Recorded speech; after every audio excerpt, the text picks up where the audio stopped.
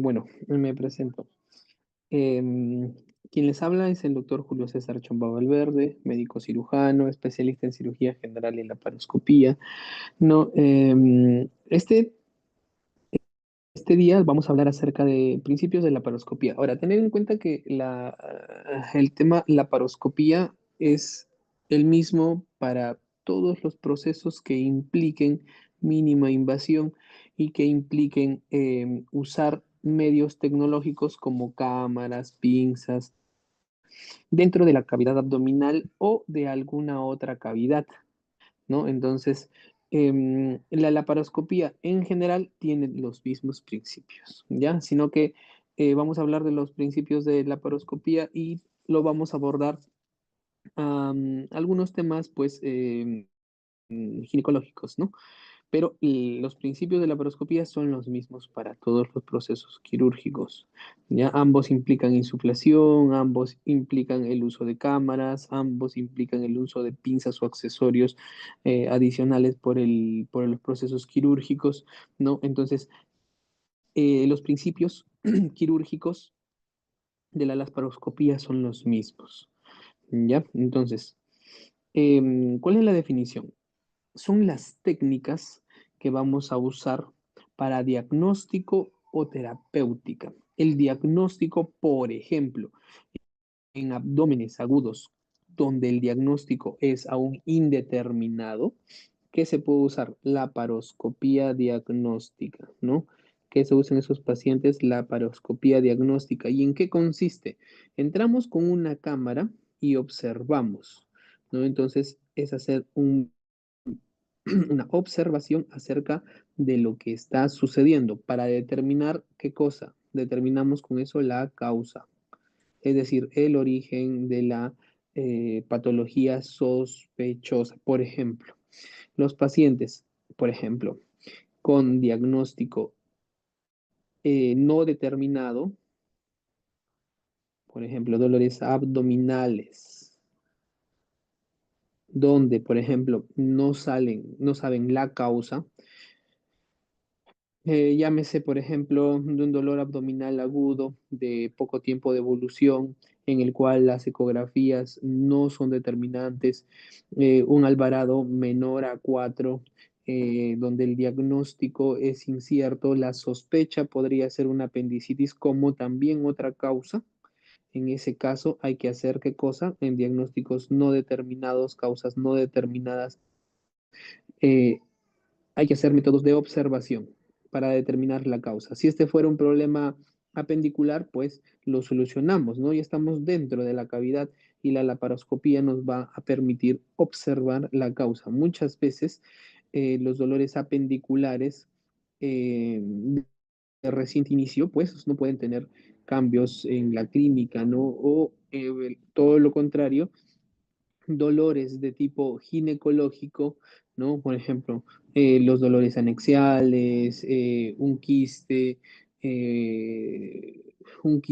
ovárico roto, eh, por ejemplo, una hemorragia por un embarazo ectópico, también puede causar dolor abdominal, ¿no? Y se pueden indistinguir de un dolor abdominal agudo por una apendicitis o una colecistitis, o por ejemplo, casos de diverticulitis de la unión ileocólica. Entonces hay distintos diagnósticos, ¿no? Entonces no sabemos la causa, el diagnóstico no nos orienta a algo definitivo y pues hay que hacerle la laparoscopía diagnóstica. Entonces para eso también nos sirve para el diagnóstico. Las terapéuticas ya van a saber, ¿no? Para todos los procesos. Esto es una apendicitis, apendicectomía laparoscópica, ¿no? Esto es, por ejemplo, un quiste ovárico, una hemorragia por un embarazo ectópico, lo solucionamos por laparoscopía. Esto es un, no sé, quiste aprículo torcido, lo se soluciona por laparoscopía. No sé, este es una endometriosis, lo solucionan por laparoscopía. Entonces hay distintas causas, ¿no? Entonces, entonces esto nos va a permitir visualizar de manera real, es decir, en tiempo real, todas las causas de dolor agudo abdominal y actuar a tiempo, ¿no? Entonces, bueno, las raíces griegas, lápara significa abdomen, escopein, examinar, ¿no? Como bien dice, examinar el abdomen. Ahora, este tema con respecto a la exploración de la cavidad nació, por ejemplo, la primera colecistectomía laparoscópica fue en 1985. No, eso fue el primer uso de la laparoscopía con respecto a ingresar a una cavidad. ¿No es cierto? Entonces, ¿qué principios de la laparoscopía vamos a tener en cuenta? Como verán en el dibujo, este es el laparoscopio, ¿no? Es decir, la cámara por la cual nosotros vamos a observar las estructuras anatómicas que queremos abordar: útero, ovario, trompa y la propia cavidad abdominal. El Depende dónde se quede este objetivo link. es No, generar ¿qué cosa? para El ponerlo a la... objetivo es generar aumento de la presión intraabdominal, ¿no? La PIA. Normalmente una presión intraabdominal está entre 0 a 5 milímetros de mercurio. La presión intraabdominal siempre es ¿de qué tipo? Es de tipo negativa, es decir, es de succión. ¿Ya? Entonces, em, cuando nosotros tenemos presiones, estas son las presiones normales, nosotros vamos a insuflar un gas. Generalmente ese gas tiene que ser inerte. Por ejemplo, que no genere, que no difunda a las barreras, a la sangre, que no difunda, por ejemplo, a la parte pulmonar, ¿no? Tiene que ser no difusible, tiene que ser inerte, no corrosivo, es decir, no generar, por ejemplo, eventos de fuego, ¿no? Chispas, ese es el gas ideal. Lo que generalmente usamos es CO2. Entonces, al incrementar esto, se genera esta cavidad, ¿no? Este aumento en el diámetro de la cavidad abdominal y podemos abordar, pues, los distintos órganos de la cavidad abdominal. Entonces, el equipo, ¿no? Por ejemplo, los equipos que podemos tener en cuenta, ¿no? La torre de la paroscopía. Esta torre siempre va a tener un insuflador, ¿no? El insuflador y la cámara, ¿no? La cámara, el proceso de insuflación, por ejemplo, esta es una cámara. En esta zona siempre tiene una zona donde se conecta la fibra óptica. Acá va la fibra óptica, ¿no? Y esta es la cámara. ¿Qué tiene? Siempre tienen tanto un botoncito para el enfoque como un botón para el contraste, ¿no? Entonces siempre hay que hacer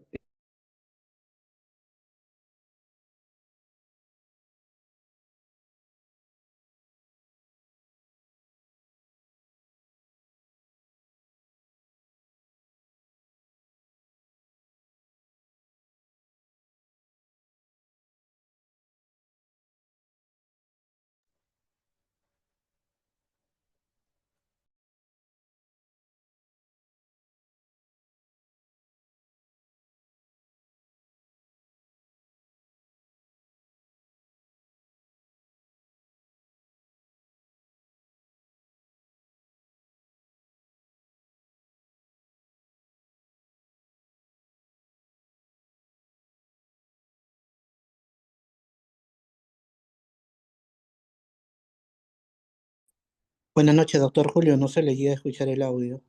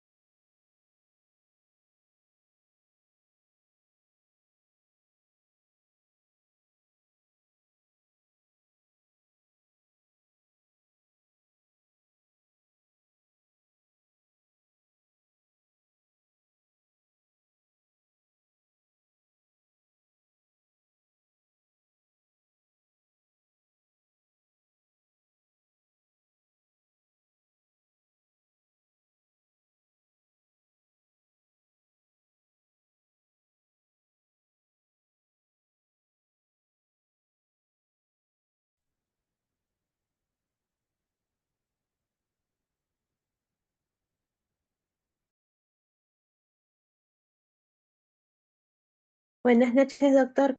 Continúa sin audio.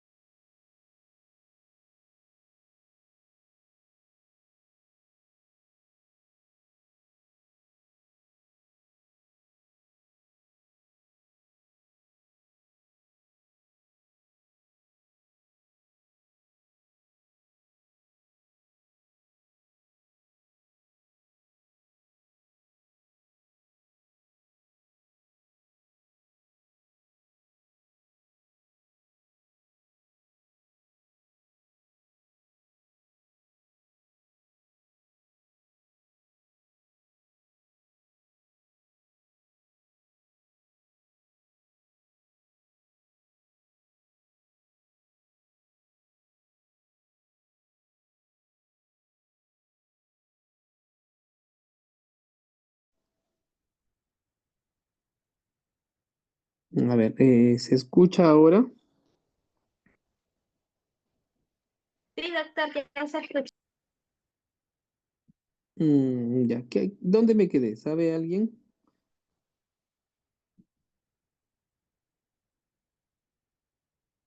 ¿Dónde nos quedamos? ¿Hasta dónde escucharon? La diapositiva de histeroscopía. Ya, acá, el equipo de laparoscopía. Ya. Por ejemplo, sea para el equipo de laparoscopía como para el equipo de invasión mínimamente invasivo, se usa todo esto de equipo, ¿no? Esta es la torre de laparoscopía. ¿No? Este es el equipo de la óptica, ¿no? Con una fibra óptica y acá se conecta la cámara, ¿no? Y esta es la cámara que tiene una zona donde se conecta, ¿qué cosa? La fibra óptica. Esta zona se conecta en la fibra óptica. Y esta cámara siempre tiene dos botones, un botoncito para el contraste y un botoncito para el enfoque. ¿No? Y también tenemos una ruedita para el acercamiento, el zoom, ¿no? Entonces, esta zona de la cámara de la paroscopía tiene esas partes, ¿no? El monitor, la cámara, el insuflador, ese es el insuflador, y la fibra óptica, ¿no? Entonces, en conjunto, eso es lo que se usa para abordar el tema de la laparoscopía pues en este tipo de pacientes, ¿no? Entonces, hay que tener en cuenta todos los instrumentos que vamos a usar para el tema de la laparoscopía. Igual para la histeroscopía, sino que para la histeroscopía se incluye además un equipo de inyección continua de solución, ¿no? Ese equipo o el histeroscopio quirúrgico necesita ¿qué cosa? Necesita una solución, ¿no? Especial. ¿Para qué? Para constantemente inyectar líquido para aumentar el volumen de la cavidad y poder abordar, por ejemplo, pólipos, miomas uterinos, septos uterinos. Entonces, esos tienen canales, ¿no? Esos canales, pues son estos, por donde normalmente va a inyectarse ese tipo de solución, ¿no? El que es un líquido o flujo de líquido de distensión. Eso es lo que va a generar ese aumento de la cavidad, como les digo, y para poder abordar el tema de la patología de la cavidad endouterina, ¿no? Entonces, eso es un agregado con el tema de la histeroscopía como resaltante en el tema de la paroscopía en ginecología, ¿no? Porque para el tema de abordaje abdominal es el mismo que para una laparoscopía en el uso de el abordaje de un apéndice, el abordaje de una vesícula, el abordaje de una obstrucción mínima o el abordaje de una hernia. Va a ser el mismo que una laparoscopía tradicional. Cambia un poquito en el tema de la histeroscopía. ¿Por qué? Porque hay una solución adicional que se usa, ¿no? Tiene siempre un canal de entrada y un canal de salida, ¿no? Entonces, con eso el tema de la histeroscopía, ¿no? Tienen que saber. Ahora, esto es un tema netamente quirúrgico de cirugía general, ¿ya? La ubicación del cirujano. Generalmente, cuando ustedes van a abordar, por ejemplo, un paciente con histeroscopia, para hacer la histeroscopía, van a estar entre las piernas del paciente. Pero esta técnica francesa no es para no es para ginecología, sino es para el abordaje de vesículas. Sino lo que quiero que vean acá es cómo la posición del cirujano es importante en la variación de la técnica. ¿No? La técnica francesa para abordar la vesícula biliar es con el cirujano entre las piernas y la técnica americana es con el cirujano a la izquierda del paciente. Ya la referencia siempre es el paciente. ¿No? Esta técnica, la técnica americana, también la pueden usar para el abordaje, por ejemplo, ¿de qué cosa? De los quistes ováricos, de los quistes a pedículo torcido, de los endometriomas, todo eso pueden abordar también con esta técnica, ¿no? Y algo similar a la técnica francesa es la histeroscopía que se hace entre las piernas de la paciente, ¿ya? ¿Correcto? Muy bien, entonces, el neumoperitoneo. Como ya saben, la presión intraabdominal está entre 0 a 5 milímetros de mercurio. Es la presión normal de la cavidad intraabdominal. Cuando nosotros generamos neumoperitoneo, la presión a la cual debe estar un paciente es entre 12 y 15 milímetros de mercurio. ¿Ya? Entre 12 y 15 milímetros de mercurio. Esa es la presión normal a la cual debe estar la cavidad intraabdominal para no generar efectos contraproducentes. Tengan en cuenta que para el neumoperitoneo sea constante, ¿qué pasa? Constantemente están insuflando CO2 a un flujo determinado, ¿no?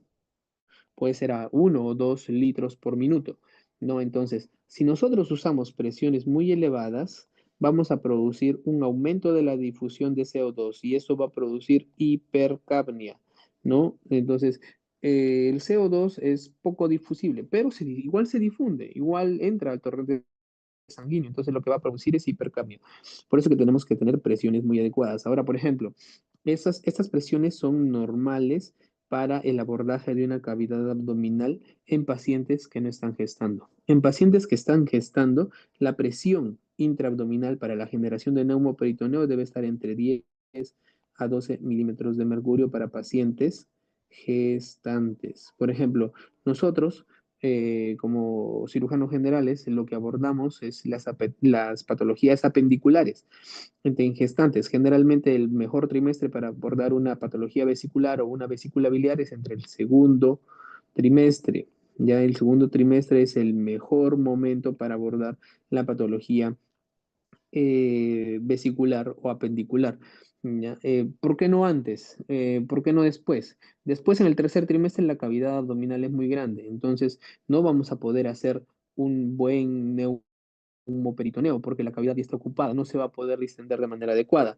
Y por el contrario, antes del primer trimestre es contraproducente para la vida del feto. El aumento de riesgo de aborto prematuro es muy alto, entonces no es lo adecuado, pero en ocasiones no se puede hacer nada porque los eventos apendiculares son emergencias. Sí o sí se tiene que abordar. Entonces, si la paciente está en el segundo trimestre, la abordamos de manera laparoscópica, pero si está muy avanzado en el tercer trimestre o está eh, muy cerca del primer trimestre, lo mejor es hacerlo de manera abierta. ¿Ya? Correcto. Entonces, eso es la importancia del neumoperitoneo, ¿no? De mantener una presión normal de 12 a 15 milímetros de mercurio. Entonces, se pueden usar o se han usado varios gases, ¿no? Como le digo, el mejor gas es el gas inerte, el gas poco difusible y el gas que es poco corrosivo, es decir, que no genera algún tipo de chispa o algún tipo de, por así decirlo, evento explosivo o evento inflamable, ¿ya? Antes se usaba aire ambiente, no se empleó por mucho tiempo, sin embargo, además es un gas muy irritante para el peritoneo tienen un riesgo mayor de producir embolismo aéreo y más fácil crear lesiones térmicas, ¿no? Es decir, era corrosivo, ¿no? También se usó helio, neón, argón, óxido nitroso, que eran eventos más irritantes, pueden ser peligrosos por su rápida absorción, es decir, es muy difusible, ¿no? En cambio, el dióxido de carbono, por excelencia, es el que difunde menos, menos tóxico, menos corrosivo, genera menos eventos inflamables, ¿no? El CO2 es el que usamos hasta ahora. ¿Qué ventajas tiene el CO2? Es un gas muy inocuo, muy fácil de adquirir, es de bajo costo, fácil manejo. Ahora, el problema es que es difusible, ¿no? Entonces, cuando el CO2 difunde, puede generar hipercapnia, y esa hipercapnia puede generar ¿qué cosa? Puede generar, pues, un aumento en la acidosis metabólica de los pacientes, ¿no? Entonces, es efectos contraproducentes. Por eso que los eventos laparoscópicos se deben manejar a flujos constantes bajos, 1 o 2 litros por minuto, y con unas presiones entre 12 y 15, más de eso no. ¿Ya? Entonces, puede ser un gas que es soluble en la sangre y se metaboliza rápidamente por vía respiratoria, ¿no? No es muy irritante para el peritoneo. Entonces, por ese lado, nosotros si usamos, por ejemplo, energía monopolar o energía bipolar o energía armónica, no va a haber ningún problema, ¿no? ¿Qué es eso? ¿Qué es energía monopolar? Es el lápiz de electrocauterio, que normalmente usamos para cirugía abierta, también tiene una presentación de manera laparoscópica, ¿no? Entonces, esa energía se puede usar para cauterizar vasitos, para ir debridando el tejido, ¿no? Entonces, esa es energía monopolar. Esa energía monopolar, si el gas fuera flamable, pues hace una chispa y pues se va a generar calor, fuego, ¿no? Entonces, eso no es lo recomendable, ¿no? Muy bien, entonces las desventajas del CO2 que pueden producir algunos efectos locales y efectos sistémicos. Como le dije, el principal efecto sistémico es la hipercapnia y la acidosis, ¿no? Y efectos locales que producen son de distensión del peritoneo, no aumento del volumen. Eso es lo que normalmente nosotros queremos obtener, un aumento en la distensión del peritoneo, ¿no? Pueden generar por distensión peritoneal algún efecto vagal y con esos efectos vagales hipotensarse, disminuir la frecuencia cardíaca, ¿no? El diafragma se eleva, por tanto la compliance pulmonar disminuye, ¿no? Alteraciones del retorno venoso, porque al incrementar la cavidad abdominal hay presión sobre los grandes vasos, principalmente sobre la vena cava. Entonces esto hace que el retorno venoso hacia las cavidades derechas del corazón se vea disminuido, ¿no? Ahora, los principales efectos sistémicos, la hipercapnia y la acidosis, pueden ser controlados, como con flujos bajos, presiones bajas. Si ustedes tienen un paciente con una insuflación, con 12 de presión intraabdominal y ven perfecto, pues con eso nada más se quedan, ¿ya? Entonces, esto también, los efectos sistémicos pueden aumentar la poscarga, ¿no? Pueden aumentar la poscarga, incremento de las catecolaminas por el estrés que genera, por la estimulación vagal que se genera. ¿Ya? Entonces, la fisiopatología del neumoperitoneo, el efecto, aumentar la presión interabdominal y generar una presión entre 12 a 14 milímetros de mercurio, ¿no? Puede disminuir el retorno venoso y con ello también el gasto cardíaco, ¿no? Entonces, al disminuir el retorno venoso, disminuyes el gasto cardíaco, ¿no? La resistencia vascular periférica y pulmonar se ven alteradas, ¿no? Al disminuir el gasto cardíaco, la resistencia vascular tiene que incrementar, tiene que haber un efecto de compensación. Entonces se ven incrementados, ¿no? Puede producir también isquemia esplácnica. ¿Qué es eso? El vaso se contrae. ¿Para qué? Para compensar esa hipovolemia que fisiológicamente se está produciendo por la distensión de la cavidad abdominal. Y si es muy intensa, pues se puede producir una isquemia esplácnica, es decir, que el vaso se isquemice, ¿no? Se observan más los cambios cuando el paciente se encuentra en Fowler, claro, ¿no? La posición de Fowler lo que va a hacer es con la presión intraabdominal incrementarla, porque el paciente va a estar en una posición en la cual la presión intraabdominal va a incrementar aún más. ¿Cómo se puede prevenir? Con insuflaciones lentas, como le digo, 1 a 2 litros por minuto. No, eso es cierto. En el aparato respiratorio, ¿qué te puede producir? Hipercapnia, acidosis respiratoria. Se puede observar también una restricción del volumen o de la capacidad pulmonar, como el diafragma se ha elevado, producto de que la cavidad abdominal se ha incrementado, la compliance pulmonar, es decir, la expansión pulmonar, se ve disminuida. Entonces el pulmón actúa como el pulmón de un obeso, ¿no? El pulmón de un obeso es un pulmón restrictivo. Entonces, eso va a hacer que no se pueda distender de manera adecuada, ¿no? También las patologías, otras patologías restrictivas son los EPIC, ¿no? Las enfermedades pulmonares intersticiales crónicas. Eso también te puede producir un problema restrictivo. Entonces, simula eso, ¿no? Aumento de la frecuencia respiratoria, claro, como hay una mayor resistencia, porque la compliance está disminuida, es decir, la capacidad de distensión pulmonar, pues vas a aumentar tu frecuencia respiratoria para ¿qué? Para compensar esta resistencia que tienes, ¿no? Entonces, la provisión de Trendelenburg agrava la perfusión de ventilación, ¿no? Al aumentar la presión intraabdominal, ¿no? Entonces, evitar la posición de tren de Lemburg. Y si van a usar la posición de tren de Lemburg por un periodo de tiempo, pues que sea por un periodo corto, ¿no? Un periodo corto de tiempo, ¿no? Porque la posición de tren de Lemburg va a hacer que, ¿qué? Que la presión intraabdominal, pues, incremente más la, más la, más la presión intraabdominal y los pulmones se vean con mayor restricción. Es así, ¿no? Por ejemplo, el paciente está acá echado, ¿no? Con los bracitos para el costado, pues, y las piernitas así, ¿no? En esta posición, pues, todos los órganos dentro de la cavidad abdominal lo que van a generar es aumentar la presión sobre los pulmones, ¿no? Y disminuyen la capacidad y la resistencia. No, perdón, aumentan la capacidad y aumentan la resistencia sobre los pulmones.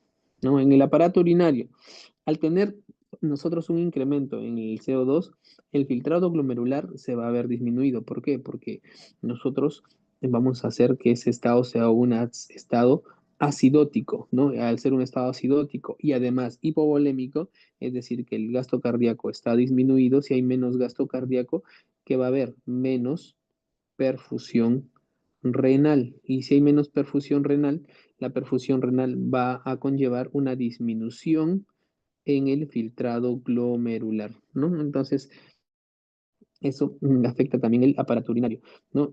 El parénquima renal también se ve afectado, ¿no? Porque el aumento de la cavidad, pues comprime, ¿no? A algunos órganos, también los riñones.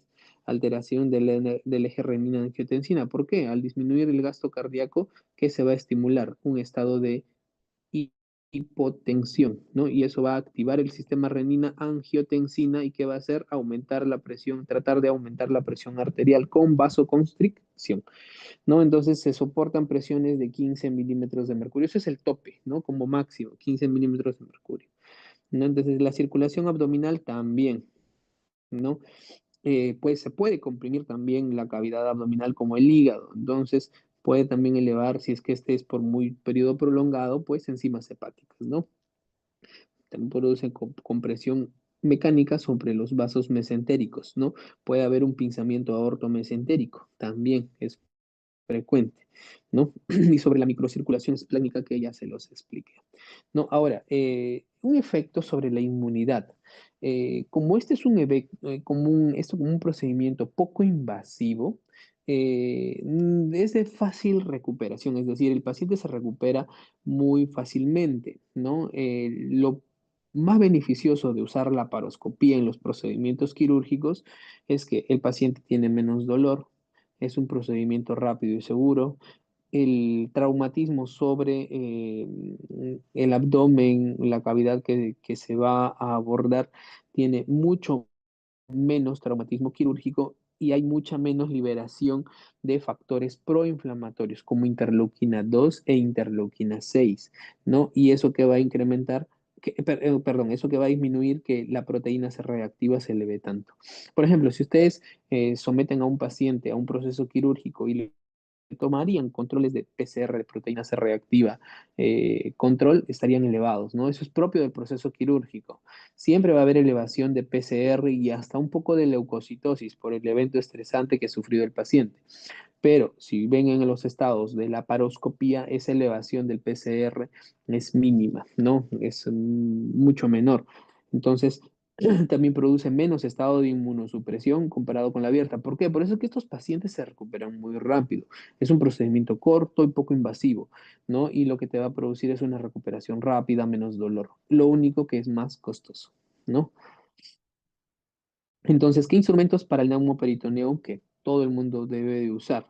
¿No? Las agujas de Veres. Las agujas de Veres son métodos de insuflación. Vamos a ver más adelante que hay dos métodos de abordar la cavidad abdominal, ¿no? Por neumoperitoneo abierto o neumoperitoneo cerrado, ¿no? Entonces, ¿para qué sirve la aguja de Veres? Para hacer neumoperitoneo cerrado, ¿no? La aguja de Veres es una aguja en la cual va a entrar a la cavidad que es la cavidad intraabdominal y lo que va a generar es distensión de esa cavidad. No hay pues, calibres de 14 con longitudes variables de 12, 15 y 18 centímetros. No, la que usamos nosotros es la de 12, corto nada más. Para pacientes obesos, muy obesos, 18 centímetros, ¿no? Esa aguja cuenta con el extremo proximal con una válvula y una llave de paso donde ustedes van a conectar el insuflador. El insuflador, por ejemplo, va acá en esta zona, ¿no? Esta es la llave de paso y este es el insuflador. Acá ustedes conectan el insuflador y van a prender el insuflador y esto se comienza a distender. No, también hay maniobras para verificar que esté en cavidad, ¿no? Adecuadamente. Y pues este es el trocar, ¿no? Este es el trocar. Entonces, inducción al neumoperitoneo, ¿no? Por ejemplo, cuando no existen cirugías previas, nosotros podemos hacer muy fácilmente un neumoperitoneo cerrado, pero si hay cirugías previas hay que pensarlo dos veces, pues podemos usar un neumoperitoneo cerrado o un neumoperitoneo abierto. Idealmente, para pacientes que ya tienen cirugías previas, mejor un neumoperitoneo abierto. Aunque las técnicas ahora han mejorado tanto, hay un punto que se llama punto de Palmer, que se hace también de manera cerrada. Y el punto de Palmer es un punto especial. Por ejemplo, pónganse que tengan un paciente posoperado, no sé, a ver qué se me ocurre, pues una obstrucción intestinal, ¿no? Que lo operaron. Y este paciente, pues, este es su abdomen y ustedes quieren hacerle una cirugía de intervención laparoscópica. Pónganse que es mujer, ¿ya? Y ¿qué es lo que vamos a hacer? Normalmente el T1 es el primer trocar que se coloca. El primer trocar que se coloca generalmente es umbilical, ¿ya? Entonces ese trocar umbilical va en T1, ¿ya? Es decir, va a nivel del ombligo. Se le hace un corte al ombliguito pequeño con un bisturí número 11 y se introduce el trocar. No previamente, si es cerrado, por ejemplo, si es un neumoperitoneo cerrado, este cortecito es pequeño y se ingresa la aguja de Veres. Entonces, primero la aguja de Veres y luego se insufla y se ingresa el trocar, ¿no? Entonces, cuando es abierto, se hace generalmente en pacientes que han tenido cirugías previas. Ahora les dije, punto de Palmer, ¿no? El punto de Palmer es un punto en el que no se ingresa por la cavidad umbilical, sino es un punto de referencia entre la línea media clavicular y la costilla 6 o 7. Es decir, en este punto nosotros vamos a ingresar con el T1.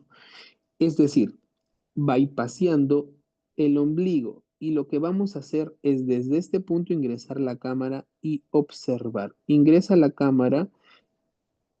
Este punto es el punto es como si tú bypasearas el tema de las adherencias y lo haces desde otro punto. ¿Para qué? Por si hay adherencias en la zona umbilical, tú las vas a ver desde el punto de Palmer.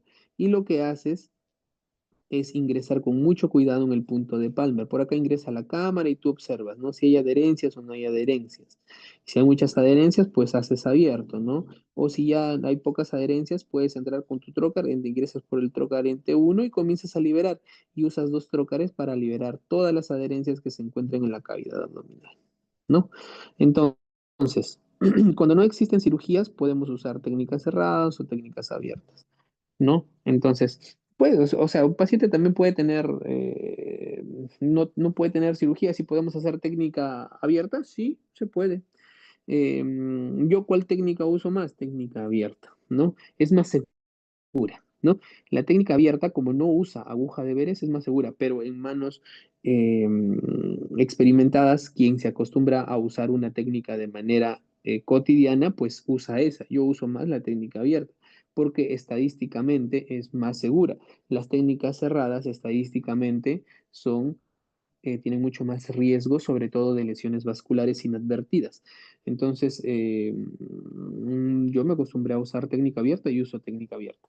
¿No? Los que usan técnica cerrada, pues se han acostumbrado a usar técnica cerrada, para ellos es muy seguro, ¿no? Entonces, depende de cómo uno se haya formado, ¿no? Ambas son técnicas que se pueden usar, ¿no? La técnica cerrada es con la aguja de Veres. La técnica abierta es apertura de la cavidad abdominal a nivel umbilical. Correcto. Entonces, esto es lo que se usa, ¿no? La aguja de Veres con su valvulita, ¿no? La técnica cerrada con aguja de Veres, ¿no? La aguja de Veres es la aguja que han visto acá, esa es la que se introduce, esta es la válvula por donde se conecta el CO2 y se insufla en la cavidad abdominal. Entonces, el paciente en decúbito dorsal, siempre vejiga vacía, sobre todo cuando se van a hacer procedimientos ginecológicos, vejiga vacía, ¿no? Para que no interfiera con el neumoperitoneo y para que no interfiera con la cavidad pélvica. ¿No? Sitio ideal para puncear con la aguja de Veres es la zona periumbilical alrededor del ombligo, ¿no? Pero también se puede utilizar el cuadrante superior izquierdo, es decir, el punto de Palmer, sobre todo para qué, para pacientes que tienen antecedentes de cirugías previas, ¿no? Donde hay riesgo de qué, de adherencias, ¿no? Entonces, convertir conveniente infiltrar 2 mililitros de anestésico local con epinefrina. Bueno, aunque tienes el paciente anestesiado, no hay ningún problema, lo hacen eso para usar un anestésico local y disminuir el riesgo de sangrado, pero el paciente está anestesiado, yo no uso eso. ¿No? Pero ¿se podría usar? Sí, se podría usar. Entonces el paciente relajado se inserta la aguja con un bisturí número 11. El bisturí 15 es un bisturí donde la puntita no es tan aguda. Yo uso bisturí 11. También puedo usar bisturí 15 si se han acostumbrado a bisturí 15 o bisturí 15. Se practica una pequeña incisión en la piel periumbilical, ¿no? De 5 milímetros de longitud que permita la entrada del trocar que se va a utilizar, ¿no? Con una mano se toma la pared de la línea, es decir, elevas la pared abdominal y con la otra se hace el cortecito y se ingresa la aguja de Veres, ¿no? Siempre se ingresa, por ejemplo, si este es el abdomen, póngase que el paciente está echado, ¿no? No es cierto, está echado el paciente. Este es su ombliguito, ya ese es el ombliguito del paciente. Ahora, ustedes con una mano, con su mano izquierda, la mano no dominante, agarran la piel y la elevan. La incisión ya está hecha acá. Con la aguja de Veres van a entrar de manera oblicua, formando un ángulo de 45 grados. No se entra nunca en un ángulo de 90, no, un ángulo de 45. ¿Para qué? Para evitar el riesgo de qué cosa? De perforación de una víscera o de perforación de algún vaso de la vasculatura, ¿no? Entonces así se hace. Con una mano acá se coge la piel, generalmente con una gasita, ¿no? Y se eleva. ¿Para qué? Para separar la cavidad abdominal de las vísceras. Como verán, si usan esta técnica y acá, al elevarlo, hay adherencias debajo del abdomen, por acá está todo pegado, pegado, pegado, ¿qué van a elevar? También van a elevar el asa. Y cuando metan el trocar, pues le pueden dar a un asa, ¿no? O cuando metan la aguja de ver, le pueden dar a un asa. Entonces, para adherencias, punto de Palmer, ¿no es cierto? Entonces, la aguja en 45 grados. Hay procedimientos que pueden usar para corroborar que se encuentre en cavidad, ¿no? Se realizan movimientos laterales de la aguja cuando se halla en cavidad,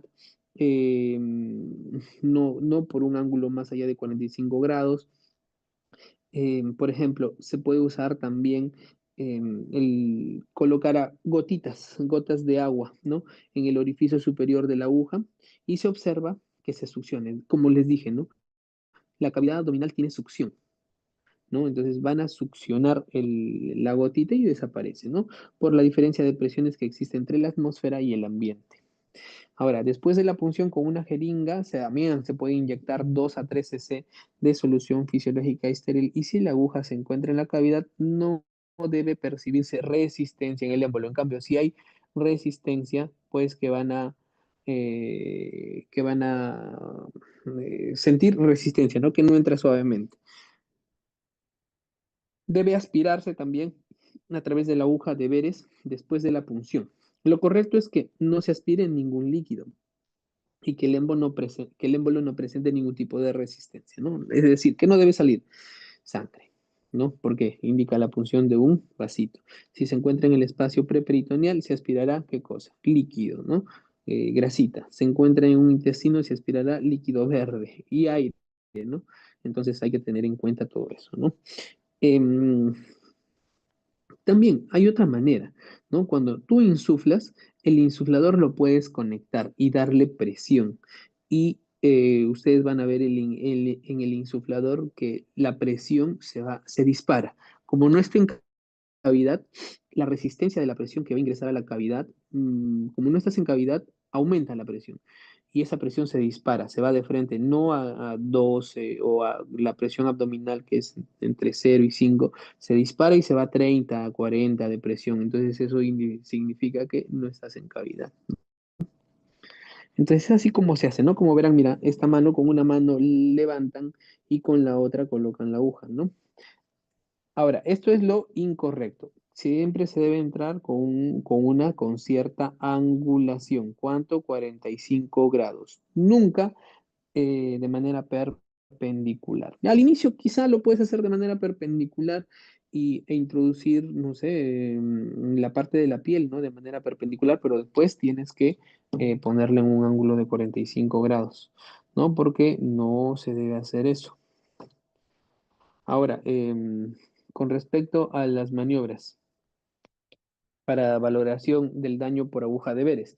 Por ejemplo, cuando hay lesión por aguja de Veres, la sensación de la aguja se mueve con mucha suavidad, ¿no? No hay resistencia ni nada, ¿no? Y al irrigarla con una pequeña cantidad de solución en la zona de la aguja de Veres, este pasa sin dificultad, no hay resistencia, ¿no? Entonces, el tema de la aguja de Veres también se puede verificar con la aspiración del mismo, ¿no? Y cuando no se tiene que obtener ningún líquido, ¿no? Entonces, el tema es que si tú al succionar aspiras algún tipo de líquido o solución, tenemos que hacer una inspección con la cámara, ¿no? Entonces hay que revisar la cavidad abdominal porque lo más probable es que te hayas llevado un asa o un vasito, ¿no? Si aspiras sangre o aspiras líquido o aspiras gas, pues ingresamos de manera inadecuada, ¿no?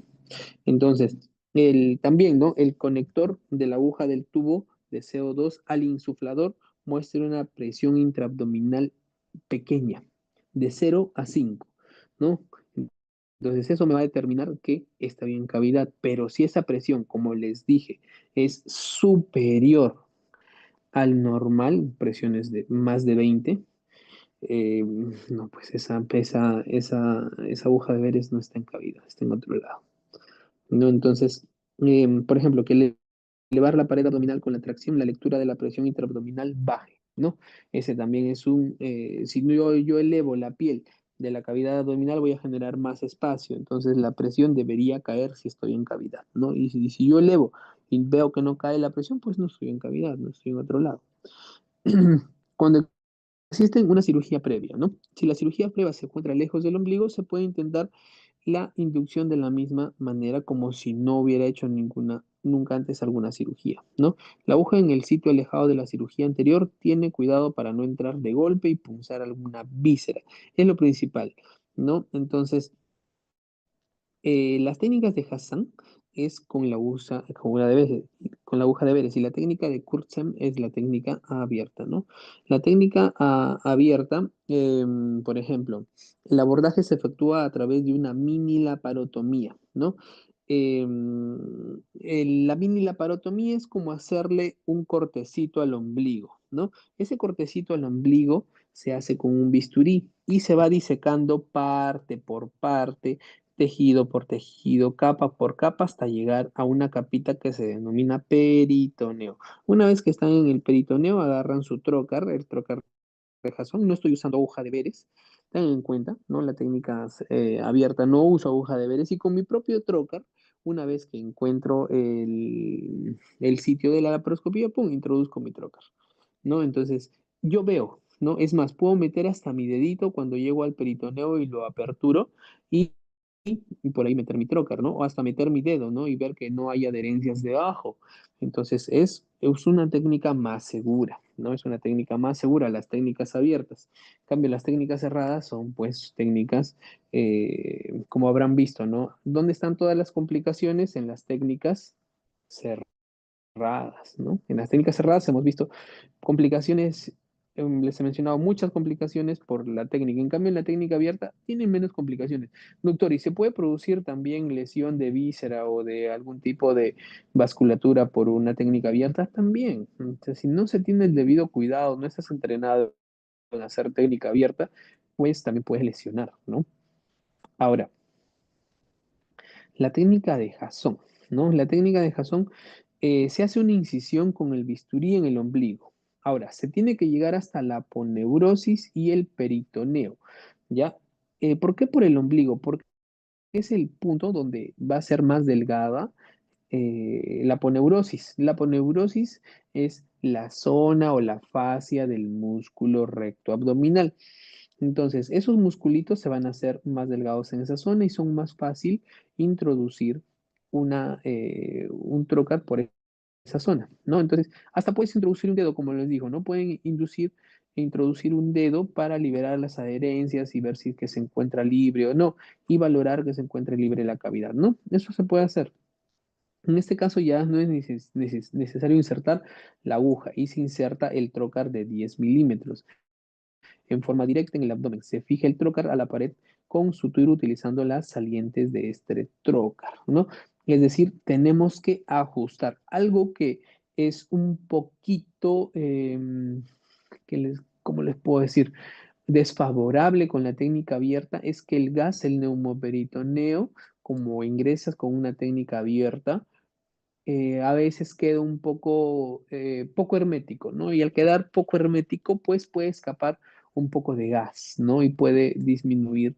Y lo que se hace es ponerle puntitos laterales para poder ajustarlos y generar una zona hermética, ¿no?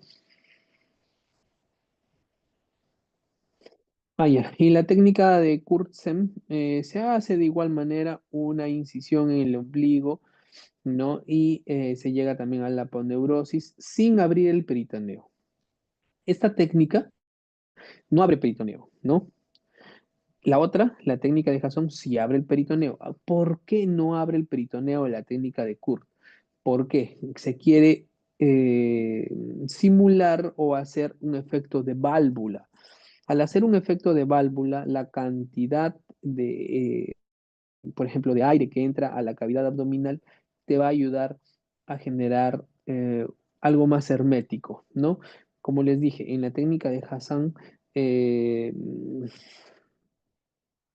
puede quedar un poco flojo el trocar y puede generar eh, una salida del CO2 del aire. En cambio, en esta técnica, como se deja el peritoneo libre, lo perforamos con el, con el trocar, y va a generar un evento hermético. Ya no es necesario ponerle puntos para poder apretar o para poder eh, tener un émbolo hermético, ¿no?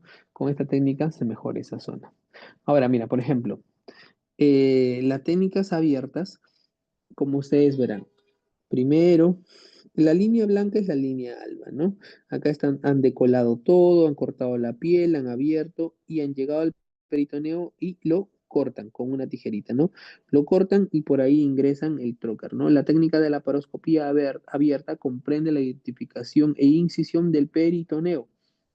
Esa es la técnica de Hasson, ¿no? La técnica de Hasson. Doy la colocación del trocar específicamente por esa zona. Y, y se fija las alas especiales del trocar a la sutura colocada a través de la fascia para evitar que se pierda el sello de gas.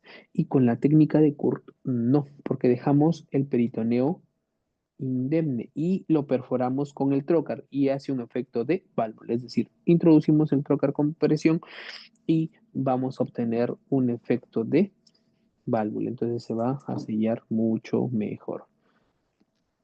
A ver, la insuflación. Con una presión intraabdominal de 3 a 5 milímetros de mercurio como de presión normal, puede ser de 0 a 5, ¿ya? Acá lo ponen 3 a 5, está bien también. Está en el rango. Se prefija los parámetros del insuflador con una presión de hasta 15 milímetros de mercurio. Ya, si pueden usar, mientras menos usen, mejor. Menos cambios hemodinámicos, menos cambios en el tema del, por ejemplo, el hipercapnia, si van así, es una cirugía prolongada con mayor razón, ¿no? Por ejemplo, el flujo, entre 1 a 2 litros por minuto, ¿no? Ese es el flujo normal que deben de tener para abordar una cirugía laparoscópica.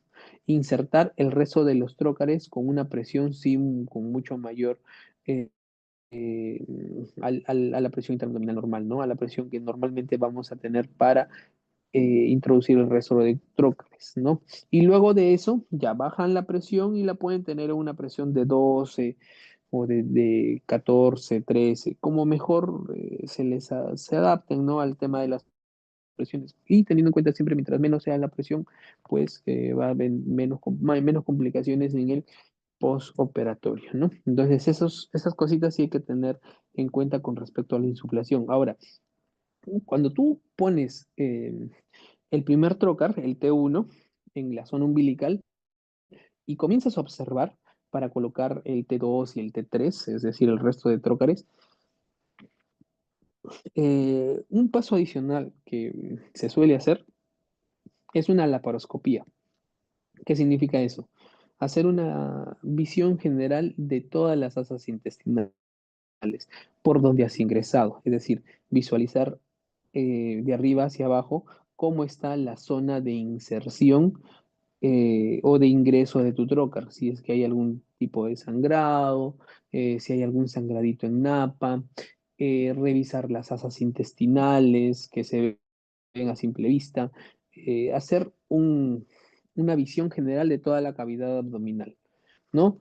Y ahí tú en esa primera visión general puedes ver si es que ¿has tenido algún evento adverso al perforar alguna víscera, has perforado algún vaso, has lesionado algún tipo de, no sé, de órgano, ¿no? Entonces, es muy importante, antes de continuar con la colocación de trócares, cuando se introduce el T1, darle una visión general de todo el panorama de la cavidad abdominal para actuar a tiempo y detectar lesiones que en ese momento pues se pueden reparar y no esperar a estar avanzado en la cirugía y recién darse cuenta que pues había lesionado un vaso, que el paciente está perdiendo sangre de hace media hora, una hora, ¿no?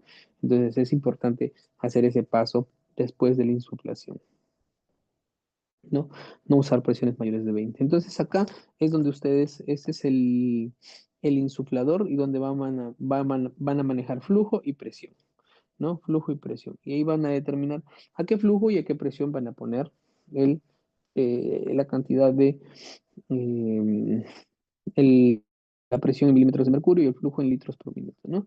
Entonces ahí van a ver la cantidad de flujo y de presión que le van a poner para el paciente, ¿no? Ahora, complicaciones durante la creación de neumoperitoneo 5%, es baja la tasa de complicaciones. Complicaciones mayores son mucho menores, 1% de los casos. La mortalidad global es de 4 a 8 de cada 100.000. Es poco probable, pero se puede dar.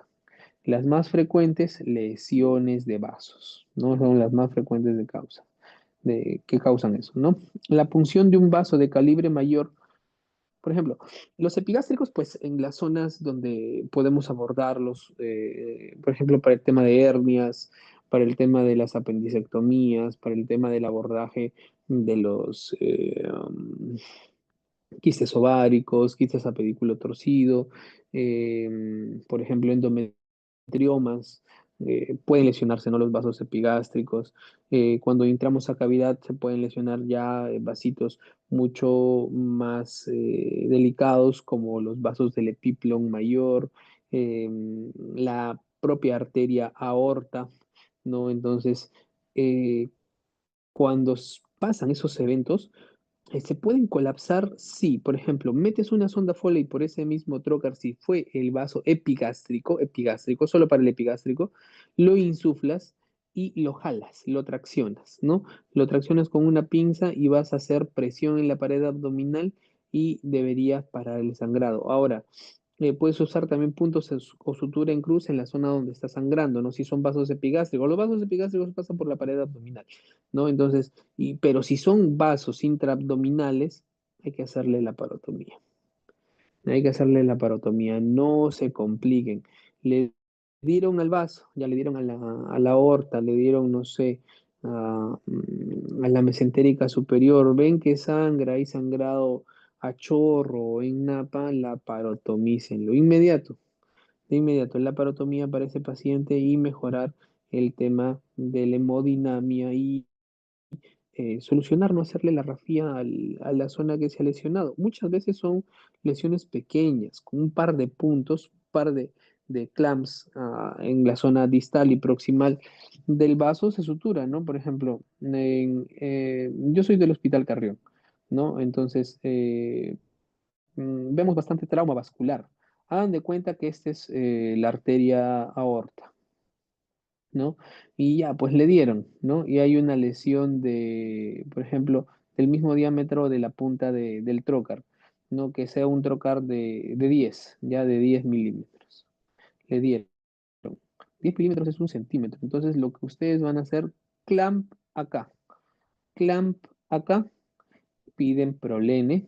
Claro que previamente lo laparotomizan, es decir, lo abren, ¿no? Laparotomía, corte de arriba abajo, ¿no? En la zona supra e infraumbilical. Piden su prolene para sutura de grandes vasos, se pide prolene 3 ceros. Entonces piden su prolene 3 ceros y pum, lo suturan. Un surjet continuo para este tipo de rafías de grandes vasos, ¿no? Entonces sí lo solucionan, ¿no? Y evitan pues complicaciones posteriores. Claro que después van a mandarlo o si tienen cirujano de tórax y cardiovascular, lo llaman, ¿no? Pues si está de RT, lo llaman y que junto a ustedes pues rafíen esa zona, ¿no? Pero tienen que hacerlo de manera inmediata, si no, la vida del paciente corre peligro, ¿ya? ¿Qué más pueden usar? Cauterio, bisturí armónico, ligasure, ¿no? El cauterio es la energía monopolar, ¿no? El bisturí armónico es tecnología ultrasónica. Mediante ultrasonido generan ¿qué cosa? Calor y genera hemostasia, ¿no? El bisturí armónico corta y coagula, corta y coagula. Y el ligasure solamente comprime, ¿no? Son como clips. A ver, en orden de frecuencia, ¿cuáles son los que afectan más? Las ilíacas, la vena cava, la porta y la aorta. Felizmente la aorta es la menos frecuente, pero no significa que sea la menos letal, sino es la más letal, ¿no? Pero estas son, ¿no? Ilíacas, vena cava, porta. La mortalidad por lesión vascular de hasta un 50%. Entonces, tener mucho cuidado con el tema de las lesiones vasculares por introducción de trócares o aguja de Veress. Si es con aguja de Veress es mucho más sencillo todavía, porque la aguja de Veress es pequeña. Lo malo es cuando hacen lesiones con aguja de Veress y tienen no tan solo lesiones anteriores, sino, es decir, por ejemplo, este es un vaso, ¿no? Lo estamos viendo en un corte coronal, ¿no? La cavidad abdominal está acá, el ombliguito está acá. Nosotros hemos introducido la aguja de Veress y pa, le dimos. Ya, si solo lesionaron la zona anterior de la aorta, pues agarran, clampan, suturan acá y se acabó. El problema es cuando hacen tanto una lesión anterior como una lesión posterior, es decir, esto llega hasta esta zona, ¿no? Ustedes pueden ver esto, pero si es que atravesaron todo, pues van a tener un problema serio, porque la lesión posterior no la van a ver. Y sí, pues van a ver que la presión no se regula y tienen que sospechar de que hay también una lesión posterior y hay que decolar, levantar, abrir las fascias de la capa posterior del peritoneo y recién abordar esta zona, ¿no? Entonces es muy delicado, ¿no? El intestino delgado también se puede lesionar. Ahora, ¿qué lesión es más frecuente, no? Las lesiones más frecuentes son de las partes ilioyeyunales, ilion o yeyuno, con menor frecuencia el colon, ¿no? Porque el colon, uno que tiene menor, que es un marco que está alrededor, las asas intestinales están al centro, tienen mayor longitud, ¿no? El marco colónico está alrededor y lo protege pues siempre el epíplomo, ¿no? Resolución, falla en el diagnóstico inmediato, ¿no? Hay que hacer un diagnóstico rápido para determinar que la lesión se dio dentro de sala de operaciones. Muchos pacientes entran por decir, mm, por cualquier cirugía laparoscópica, puede ser vesícula, puede ser quiste, pedículo torcido, lo que ustedes deseen. Se ingresa y ¿qué pasa? No se dieron cuenta, no hicieron visión de toda la cavidad abdominal y lesionaron una víscera. La víscera no te va a sangrar, el paciente no se va a poner hipotenso ahí mismo, ¿no? Cierran ustedes, hacen su cirugía, excelente, la mejor cirugía que han hecho. El paciente pasa recuperación, pasa a su cama. En el posoperatorio comienza a tener náuseas, vómitos, dolor abdominal intenso, signos peritoneales. Entra nuevamente por la paroscopía y encuentran qué cosa. Líquido intestinal en toda la cavidad abdominal. ¿Qué pasó? Lesionaron, le hicieron huequito a un asa intestinal. No fue inmediato. La complicación fue posterior porque ustedes no hicieron una inspección completa de la cavidad abdominal. Pero muchas veces la hacen y no basta. Por eso es que se hace tanto antes o al inicio, ingresando a cavidad, como al final. No, eso ya es rutina, ¿no? ¿Para qué? Para determinar que a veces son huequitos pequeñitos y la cantidad de líquido que sale es de a pocos. Y al final de la cirugía se ve que pues ya se llenó la cavidad y se identifica la lesión. En ese momento pues hay que identificar la lesión y hay que repararla, ¿no? La mortalidad es más baja de 0,6 a 0,1, ¿no? Em, la resolución puede ser abierta o laparoscópica, ¿no? También puede haber embolia gaseosa, ¿no? La frecuencia es aún más baja. Es letal si no se puede formar un embolo gaseoso y puede generar pues hasta la muerte, ¿no? ¿Qué mecanismos pueden producir? Punción directa sobre un vasito, ¿no? E insuflar sobre ese vaso. Durante el mismo proceso operatorio, es decir, cirugías, por ejemplo, de hígado, de vías biliares, ¿no? En donde seccionan grandes vasos, sobre todo en las hepatectomías, ¿no? Porque hay por ejemplo, también en otra ocasión donde hay un aumento en la presión de insuflación, es decir, trabajan con presiones mayores a 20 milímetros de mercurio, también pueden generar émbolos gaseosos, ¿no? El enfisema subcutáneo se puede dar también por difusión de este CO2 hacia el tejido celular subcutáneo, ¿no? Y este puede generar, pues, enfisema, ¿no? También pueden generar neumotórax en el transoperatorio cuando, sobre todo, se dan cirugías de esófago, ¿no? Del hiato esofágico, ¿no? El tratamiento consiste pues, ¿en qué cosa? En usar presión positiva al final de la aspiración para expandir el pulmón y eliminar el CO2. No es lo que normalmente se hace para eliminar, ¿no? Entonces, El dolor de características a la cirugía abierta es de menor intensidad, permite la movilización y la respiración más adecuada del paciente. Puede generar omalgia. La omalgia es el dolor del hombro, ¿no? ¿Por qué se produce esto? Por irritación nerviosa del nervio frénico en la cúpula diafragmática, ¿no? ¿Cuándo pasa? Cuando hay, por ejemplo, temperaturas bajas o no es un CO2 humidificado, ¿no? Siempre que uno es nuevo en este procedimiento, tiene que verificar que la temperatura esté adecuada y siempre con el CO2 humidificado, ¿no? Ese dolor en el hombro se denomina signo de Kerr, ¿no? Signo de Kerr. Ahora, náuseas y vómitos. Con respecto a las cirugías abiertas, pueden ser similares, no hay diferencia. El tratamiento, antieméticos, hidratación, analgésicos, no se preocupen. No opiáceos, ¿por qué? Porque el tramadol, eh, el uso del tramadol también te puede incrementar las náuseas, los vómitos, ¿no? Y nunca combinar dos opiáceos, ¿no? Por ejemplo, muchos pacientes por el tema de dolor, porque también hago cirugía estética, ¿no? Entonces combinan, por ejemplo, parches del dolor con tramadol, ¿no? Entonces esos pacientes van a tener de por sí un aumento en las náuseas y los vómitos, o usan bomba del dolor y están tomando tramadol. No, no, no, el tramadol se suspende una vez que se usa algún otro opiáceo, ¿no? No se combina. Las lesiones protócares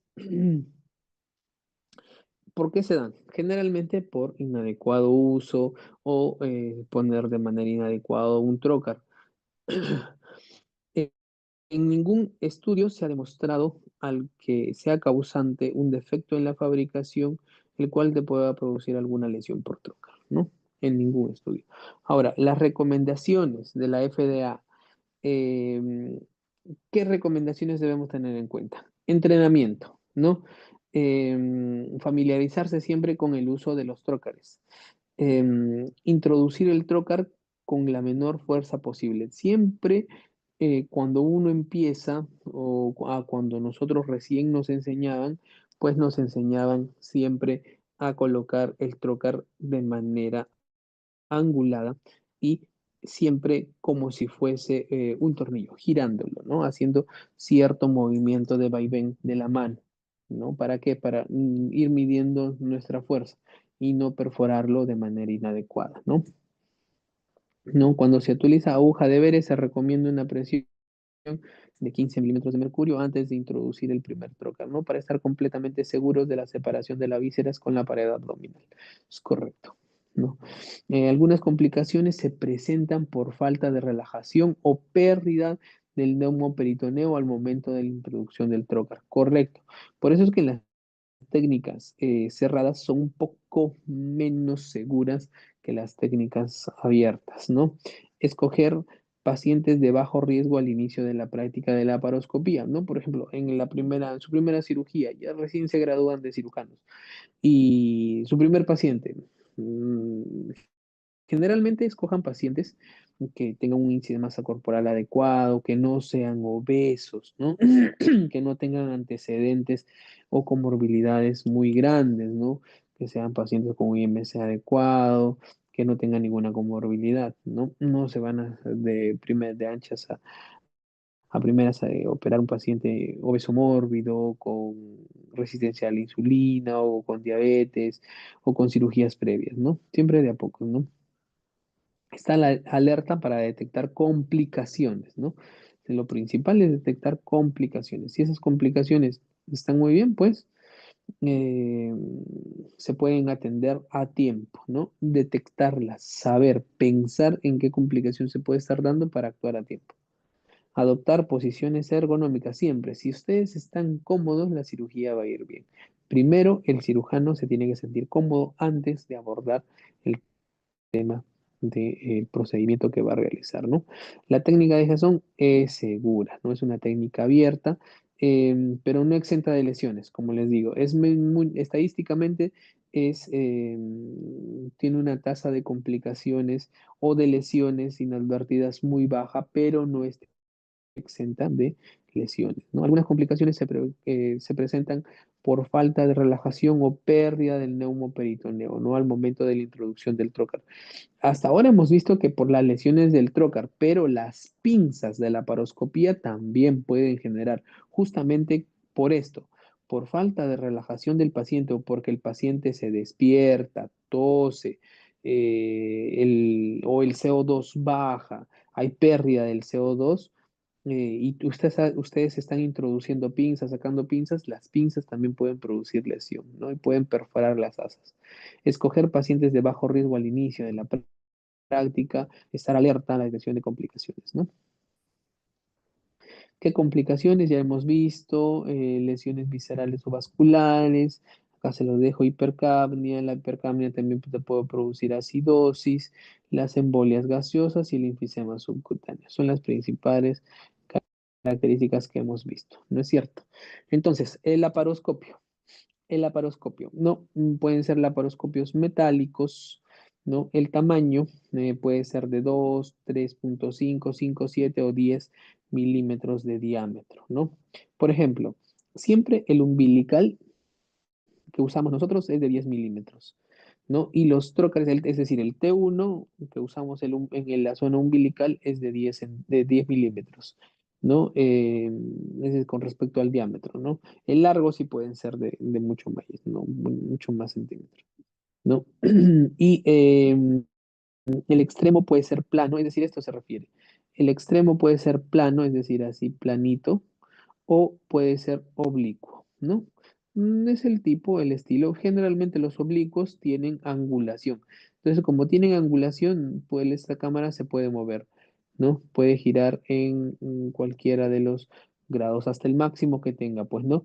Por ejemplo, los planos son de 0 grados, ¿no? Los planos siempre, todos son de 0 grados, no puede girar hacia ningún lado, ¿no? Y cuando son oblicuos, pues pueden girar, ¿no? Cámaras de 30, 45 y 70 grados, ¿no? Eso es el ángulo o el arco que gira la cámara para poder visualizar, ¿no? Entonces, también existen hasta 135 grados, ¿no?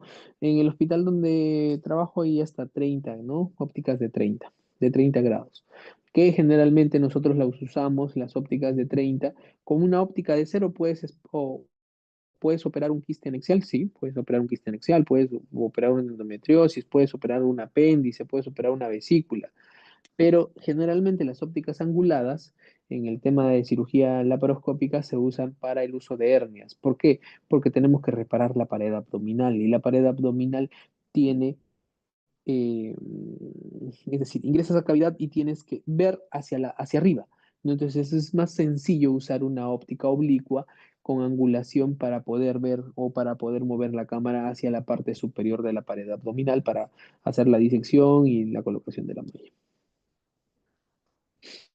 El monitor, ¿no? El monitor es muy importante, ¿no? Si tiene un monitor grande, 19 pulgadas, 25 pulgadas, 30 pulgadas, es mucho mejor. Mientras más grande, mejor. ¿Ya? Ahora, los trócares.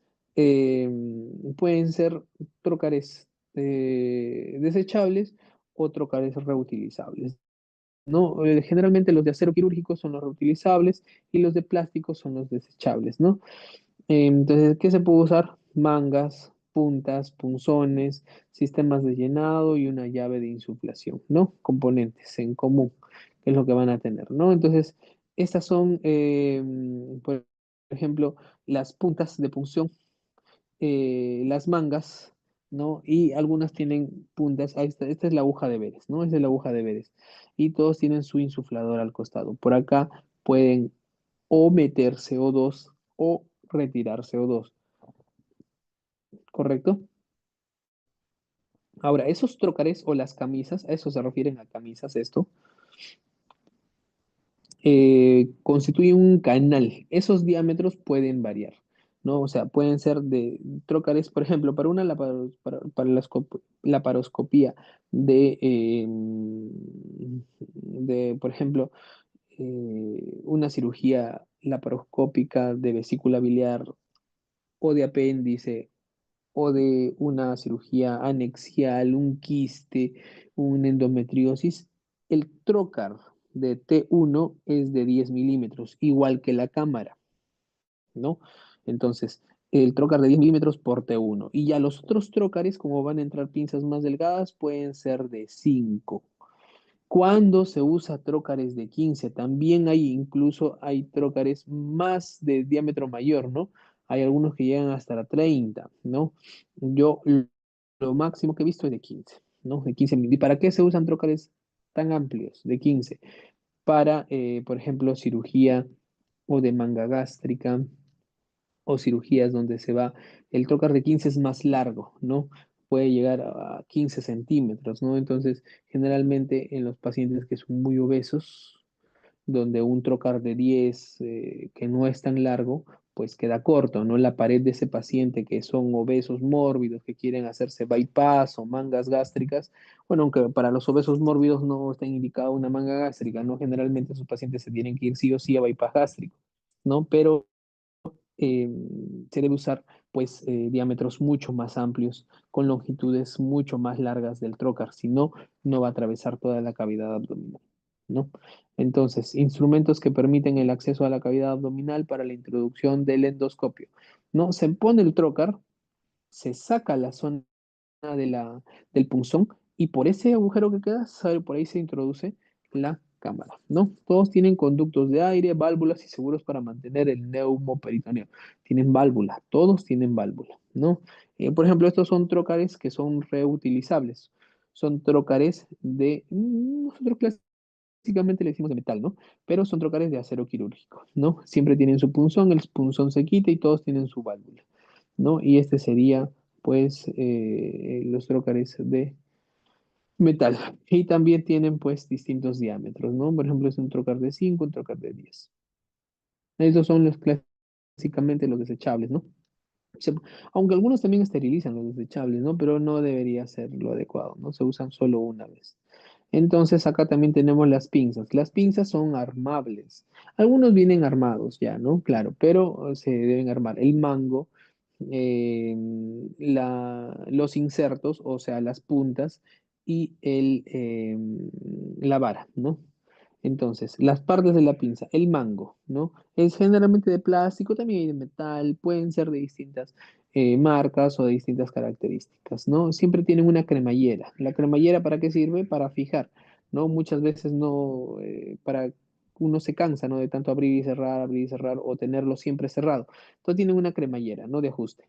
Y siempre hay un conector en la zona de la punta que sirve para convertir esa punta en también un electrocauterio, ¿no? Entonces, todos tienen sistema de rotación. El tubo, o es decir, el tubo que se va a conectar hacia la manguera, puede ser, o camisa, ¿no? Puede ser de metal, también puede ser de plástico, pueden medir 30, 36, 43 centímetros, ¿no? Y el diámetro, pues, pueden ser de 5 a 10 milímetros, ¿ya? Milímetros, no centímetros. Y los insertos, es decir, las puntas que se cambian, pueden ser de distinto tipo, ¿no?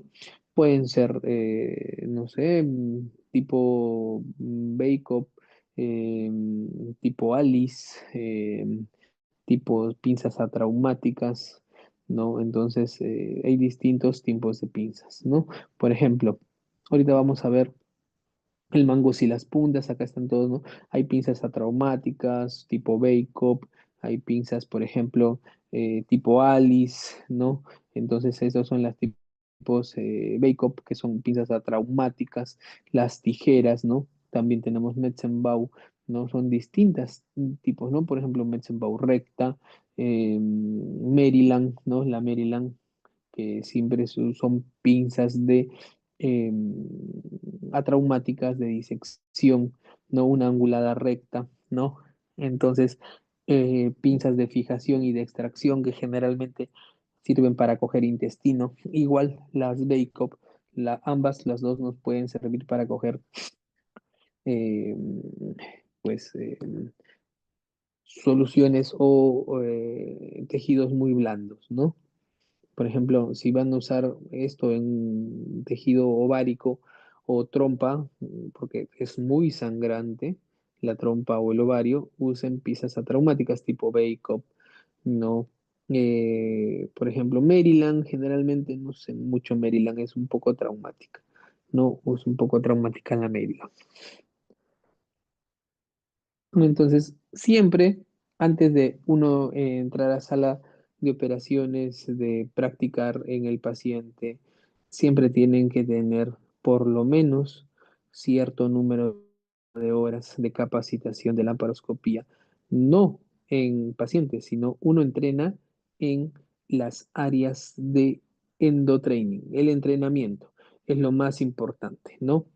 Em, Uno, antes de hacer cirugía laparoscópica, pues tiene que tener entrenamiento previo, ¿no? Por ejemplo, siempre hay diplomados, cursos. Yo, por ejemplo, yo me fui a hacer un diplomado a Chile de cirugía hepatobiliar, ¿no? Esa cirugía hepatobiliar tiene que acumular las horas de entrenamiento, que son 180 horas, ¿no? Entonces, esas horas de entrenamiento laparoscópico antes de poder entrar a sala de operaciones, ¿no? Entonces, una vez que ustedes están en sala de operaciones, no van a practicar, ¿no? A sala de operaciones van, pero a aplicar lo que ya aprendieron en el endotraining. Antes no era así, ¿no? Antes, cuando recién empezó esto, pues eh, empezó de una manera con una alta tasa de mortalidad, con una alta tasa de complicaciones y luego se fue perfeccionando, se fue mejorando, ¿no? Entonces, por ejemplo, también hay endoclips, ¿no? ¿Para qué sirven los endoclips?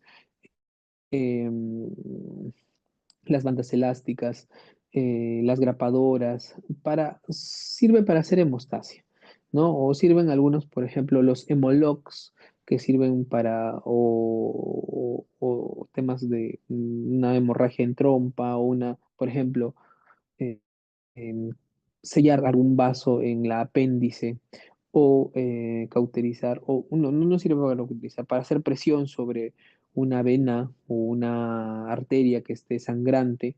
Para eso sirven los hemologs, ¿no? Hemologs, endoclips, todo eso, ¿no? Grapadoras, eso sirve, ¿no? Por ejemplo, esto es em, una clipadora y la clipadora, por ejemplo, em, para la vía biliar, que usamos bastante, la clipadora, ¿no? Los ginecólogos usan Emolox sobre todo para la parte de la cirugía de trompa o de ovario y les funciona bastante, ¿no? También pueden usar cosas más modernas, como por ejemplo bisturí armónico.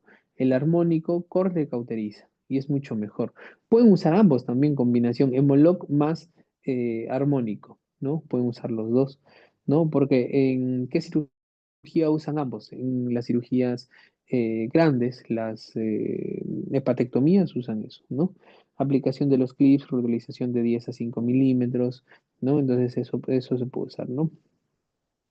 También hay clips descartables, como les estaba mencionando de la vía biliar, ¿no? En la vía biliar también se pueden usar el tema de los clips, ¿no? Los endoclips, las clipadoras para el tema de la vía biliar, ¿no? La vía biliar, es decir, la parte del cístico, ¿no? La parte del cístico, porque la vía biliar no se clipa, ¿ya? La vía biliar principal no se clipa, ¿no? Se clipa la parte del cístico, ¿no? ¿Qué dispositivos de coagulación? Monopolar, el bipolar, por ejemplo, ¿qué bipolar conozco? El Ligashur. El Ligashur, ¿no? El Ligashur es muy usado, sobre todo por nosotros, porque te permite tener un mejor control sobre el radio de la quemadura. Como acá verán, no sé si se distingue esta zona de la energía monopolar, el radio de quemadura es de 1 centímetro. 1 centímetro. Es decir, si ustedes están cerca a un asa, ¡pum!, la van a lesionar. En cambio, si es que usan energía bipolar, el radio es únicamente en la zona que ustedes van a quemar, ¿no? Entonces tienen menos probabilidad de lesión térmica en una cirugía si usan energía bipolar. ¿no? Los disectores, los instrumentos de corte, las tijeras, las suturas, la irrigación y la aspiración son también implementos que se van a usar en una cirugía laparoscópica, ¿no?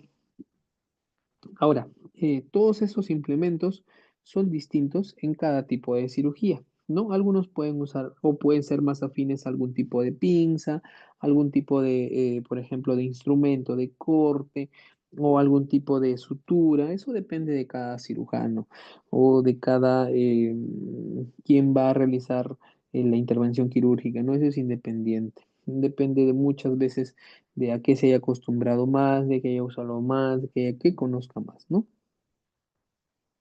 Bueno, eso ya los endoclips que ya se los mencioné, para qué se van a usar, para generalmente vasos o estructuras tubulares muy delgadas, ¿no? Como el apéndice, la tuba ovárica, ¿no? Aplicadores de clip de 10 y 5 milímetros, aplicadores de clip descartables. Ahora, vamos al tema de las indicaciones en ginecología, para terminar esto, ¿ya? Entonces, las ventajas de la laparoscopía en ginecología. Entonces, uno, las heridas no son tan dolorosas, no son grandes. Disminuyen las complicaciones respiratorias porque hay menor reposo y menor dolor. Menores complicaciones relacionadas con herida. Desaparecen por ejemplo, las hernias. ¿Por qué? Cuando tú haces un corte grande tienes más riesgo de hacer dehiscencias de esa sutura y pueden aparecer hernias, ¿no? En cambio, como son agujeros pequeños, la incidencia de aparición de hernias es mucho menor, pero no es nula. Por ejemplo, cuando hay una dehiscencia por donde ingresó un trocar, esa es una eventración, ¿no? Porque ya no es un orificio natural, es un orificio postoperado, es un orificio postquirúrgico. Y lo que se genera es una eventración de sitio de trocar, así se denomina, ¿no? También hay complicaciones. No es que no se den, ¿no? Pero son menos frecuentes. No es que desaparezcan las hernias, sino disminuyen en frecuencia porque también se pueden operar dehiscencias por sitio de trocar, es decir, eventraciones de trocar, ¿no? El instrumental es pequeño, es delicado, las operaciones se realizan dentro de los límites cerrados de una cavidad corporal, lo que evita el enfriamiento, lo que evita la desecación, una manipulación excesiva, ¿no? Todo eso disminuye cuando se usa la laparoscopía. Y la recuperación es muy rápida, ¿no? Las desventajas. La principal desventaja, que el personal tiene que estar capacitado y segundo, tiene que haber un material de laparoscopía, es decir, una torre de laparoscopía, y es caro, ¿no? Es caro. Es un material, es un equipo al que uno tiene que tener acceso, es realmente caro. El tiempo, ¿no? Es un poco más lento, sobre todo cuando se incluye el tiempo de preparación, porque hay que preparar material, hay que preparar la torre, hay que alistar más instrumental, ¿no? Y la habilidad, pues, del especialista. Entonces, el neumoperitoneo exagerado puede comprimir el diafragma, eso ya lo hemos visto, ¿no? También pasa lo mismo en la cirugía ginecológica, ¿no? Las adherencias previas pueden impedir la obtención de un neumoperitoneo, ¿no? Eso ya también lo vimos, lo que debemos usar, punto de Palmer, también para ginecología es lo mismo. Existen el riesgo de embolia gaseosa, como te digo, son medidas generales tanto para la parte ginecológica como para la paroscopía en general. ¿No? Entonces se pierde la información táctil, lo que es importante en la evaluación de algunos trastornos localizados, ¿no? Como por ejemplo, sobre todo en tumores, ¿no? Sobre todo en tumores. Pero por ejemplo, para abordar el tema de tumores en ginecología, son tumores que son localmente avanzados, son pequeños, no son grandes, ¿no? Porque para cirugías con tumores grandes es abierta, sí o sí, ¿no? El control preciso de la hemorragia es un poco más difícil, ¿no? Por eso es que les digo, si hay alguna sospecha, rájenlo, ¿no? Y hagan una laparotomía, ¿no? Entonces, ¿qué contraindicaciones? Por ejemplo, una contraindicación absoluta de la laparoscopía es que el paciente tenga dolor peritoneal general, generalizado, ¿no? No se van a, si tienen un paciente con dolor abdominal generalizado, no se van a meter a hacer laparoscopía, ¿no? Lo más probable es que ese paciente, por ese dolor generalizado, tenga una patología compleja, ¿no? La propia distensión abdominal en obstrucciones intestinales leves, hasta en válvulos de sigmoides con poca distensión de esas abdominales, se podría hacer eh, laparoscopía, pero en pacientes con amplia distensión abdominal, no, es contraindicación absoluta. En la obstrucción intestinal, por ejemplo, eso es una de las contraindicaciones, ¿no? Hernias irreductibles tampoco, ¿no? Pues porque cuando hay hernias irreductibles, generalmente hay necrosis del asa intestinal. Y al haber necrosis del asa intestinal, pues eso es va definitivamente para una cirugía abierta. Los trastornos de coagulopatías, ¿no? Las coagulopatías también, el shock hipovolémico, también una contraindicación absoluta. Ese paciente está sangrando de algún lado, no van a perder el tiempo con una cirugía laparoscópica. Incapacidad para tolerar la cirugía, por ejemplo, en pacientes cardiópatas, ¿no? En pacientes con trastornos respiratorios, tipo EPOC, EPID, ¿no? Inexperiencia del cirujano, contradicción absoluta. Y las relativas, pues las adherencias, antecedentes de peritonitis para sospechar adherencias, la obesidad, enfermedades cardiopulmonares avanzadas pero controladas, ¿no? El embarazo también es relativo, ¿no?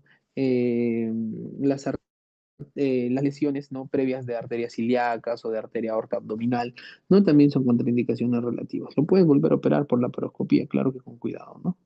Indicaciones, por ejemplo, para la esterilización tubovárica, ¿no? Esterilización tubovárica, por ejemplo, acá están usando una cirugía, perdón, una pinza tipo clamp, ¿no?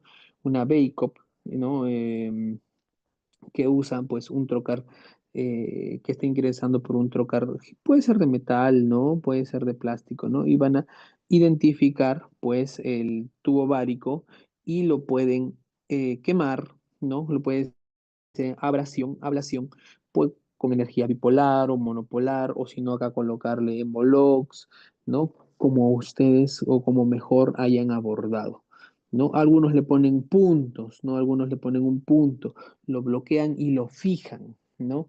Lo suelen fijar, ¿no? Al ligamento redondo, o lo fijan a la pared abdominal luego de cortarlo. ¿Para qué?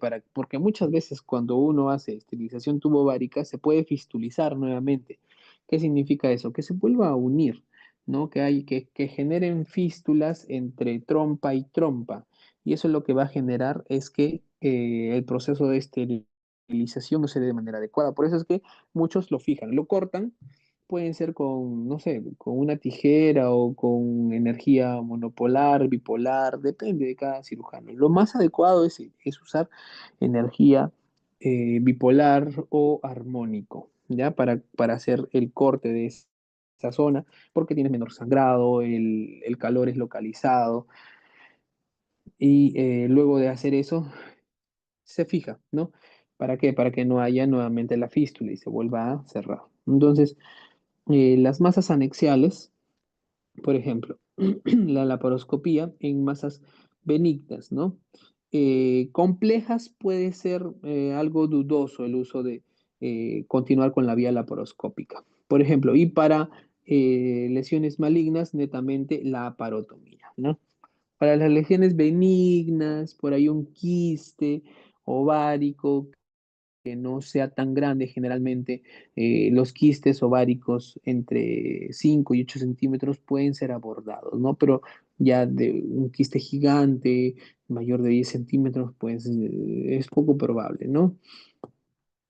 Posibilidades terapéuticas, lo que se pueden hacer es el aspirado, ¿no? Por ejemplo, quistectomía, anexectomía por laparoscopía, ¿no? Entonces, opciones de extracción del tumor, por ejemplo, se tiene que proteger el tumor en bolsa y la colpotomía posterior, ¿no? ¿Qué más? Se puede usar, como les dije, también en la endometriosis, que permite mejorar el acceso a los compartimientos pélvicos. Cuando uno tiene endometriosis, ese tejido endometrial se puede alojar o en la trompa, o en el ovario, o en la misma cavidad abdominal. Puede haber endometriosis, es decir, tejido endometrial ectópico, porque fuera del lugar donde normalmente debería estar, es dentro de la cavidad endouterina. Puede encontrarse hasta en zonas muy lejanas, como por ejemplo colon, eh, zona hepática, muchas veces en los vasos. Entonces, hay trastornos endometriósicos localizados en cavidad pélvica que pueden ser tratados por la paroscopía. Entonces, mejor acceso a a los compartimientos pélvicos permite la extirpación de todos los implantes endometriósicos en relación a la fertilidad, mejora la fertilidad cuando se retiran estos, ¿no? Estudios avalan mayor tasa de embarazo tras la cirugía de endometriomas con mayor a 4 centímetros, ¿no?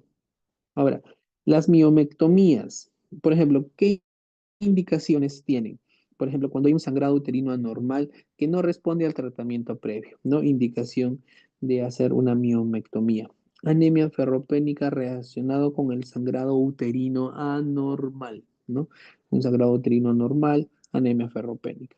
Infertilidad con distorsión de la cavidad endometrial u obstrucción tubovárica. Dolor o sensación de presión que interfieren con una buena calidad de vida, es decir, por ejemplo, la dispareunia, ¿no? Obstrucción o trastornos de la frecuencia urinaria, ¿no? También eso. Ahora, por ejemplo, no todos las miomectomías se van a hacer por la paroscopía. Generalmente, ¿qué miomectomías se hacen por la paroscopía? Las miomectomías que son pedunculadas, ¿no? Algunos que son intramurales, ¿no? Pero los intracavitarios y los submucosos, es decir, estos y estos, generalmente no se pueden solucionar por la paroscopía. Ahora, las miomectomías. La laparoscopía solamente sí, el tamaño del mioma principal va entre 8 y 9 centímetros, ¿no? Y es un mioma pedunculado, ¿no? O un mioma intramural, ¿no? Ahora, lo mismo para los quistes, ¿no? Pueden ser entre 5 y 8 centímetros y normalmente pueden sacarlos por la paroscopía. Y también el número de miomas. Cuando el número de miomas es mayor a 3 o 4, ya no se puede hacer y es indicativo de hacerle una cirugía de miomectomía abierta, ¿no? Por el riesgo de sangrado y por el riesgo de tiempo operatorio en las cirugías, ¿no? Entonces, la histerectomía. La histerectomía, la vaginal es de elección. Ahora se pueden hacer también histerectomías, tanto laparoscópicas, es decir, vaginales, pero con ayuda laparoscópica. Es decir, entramos por laparoscopía de manera de la cavidad abdominal y también de manera intravaginal. Y hacemos la histerectomía con ayuda laparoscópica y también em, con la ayuda manual, solamente para sacar la pieza por cavidad intravaginal. ¿No? ¿Para qué? Se puede sacar toda el, todo el, toda la histerectomía por cavidad abdominal, sí, pero sacar el útero por cavidad abdominal implicaría ¿qué cosa? Hacerle un corte, una laparotomía. Entonces, para no exponerlo a tanto corte y solamente exponerlos al tema de mínima invasión y solamente que tenga los huequitos de la laparoscopía, podemos abordarlos por manera laparoscópica y sacar la pieza de manera vaginal. Es como una combinación, ¿no? También se puede hacer todo intravaginal, también se puede hacer todo intravaginal, ¿no? Entonces, se puede hacer también de esa manera, ¿no? Ahora, las ventajas de la histerectomía laparoscópica es menor sangrado, una recuperación más rápida, menos episodios febriles y menor riesgo de infecciones si se hace de manera laparoscópica. ¿Ya? Entonces, acá vamos a ver eso, ¿no? La histerectomía. La histerectomía vaginal asistida por laparoscopía, ¿no? Entonces, generalmente esto se da en pacientes o que tienen miomatosis uterina que los lleva a la anemia ferropénica y esto es constante, o en pacientes que han sufrido o sufren de endometriosis leve, moderada o con adherencias, ¿no? Que hay necesidad de anexectomía, ¿no? Pero si la paciente es una paciente todavía no está entrando en la menopausia, es decir, el cese de la actividad hormonal, pues lo que idealmente es hacerle sin anexectomía, ¿no? Claro que si tiene factores de riesgo de cáncer o tiene factores de riesgo moderados para hacer patología ovárica, igual, anexectomía. Y ahí se le da terapia de reemplazo hormonal. Y las histerectomías laparoscópicas para casos de, por ejemplo, endometriosis severa, grandes miomas, importantes adherencias pélvicas, no, histerectomía laparoscópica, no, acceso vaginal limitado, patología preinvasiva o patología maligna, ¿no? Contraindicaciones.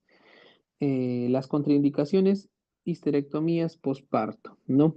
Masas anexiales demasiado grandes, y si se precisa extirparlas intactas, ¿no? Útero o miomas demasiado, ¿no? Mira, es lo que la idea que les mencioné al inicio, ¿no? ¿Para qué hacerle la paroscopía si al final vas a tener que hacer un corte para hacerle la extracción de la pieza quirúrgica? Mejor hazle eh, diferente a una histerectomía abierta, ¿no?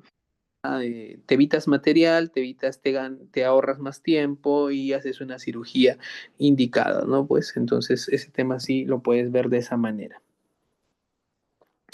Entonces, también cirugías de piso pélvico, ¿no? ¿Qué cirugías de piso pélvico pueden ver acá? Las colposacropexias, ¿no? Las colposacropexias están indicados, por ejemplo, para los temas de distopias vaginales, ¿no? Cuando hay, por ejemplo, prolapsos de la cúpula, prolapsos de la cúpula vaginal o prolapsos del tercio inferior de la vagina, ¿no? Ahora, para terminar, vamos a ver el tema de histeroscopía ambulatoria. La histeroscopía, como les dije, es el mismo equipo de laparoscopía, sino que en este tema, ¿qué va a pasar? Van a usar un instrumental adicional. Es decir, van a usar un aparato especial que sirve para qué. Llama resectoscopio histeroscopio, ¿no? Es una variante de un histeroscopio quirúrgico. Ahora, lo que va a hacer esto es tener dos zonas de ingreso. Una para la insuflación, es decir, una vaina de insuflación para la óptica y una vaina de insuflación para el gas y para la solución que va a mantener la cavidad siempre expandida.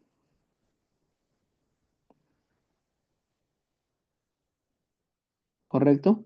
Entonces, de esta manera lo que vamos a hacer es hacer histeroscopía sin, sin hacerlo a ciegas. ¿Cómo se hacía eh, antes, no? Por ejemplo, para los trastornos o para el tratamiento de patologías. Estos son los instrumentales, ¿no? La óptica, el insuflador, las pinzas que se usan, que son pinzas que también se usan para el tema de las RTU, o sea, de las resecciones transureterales, que son variantes, ¿no? Que sirven para tratar tanto el tema de las limpiezas endocavitarias como el tratar el tema de la endometriosis.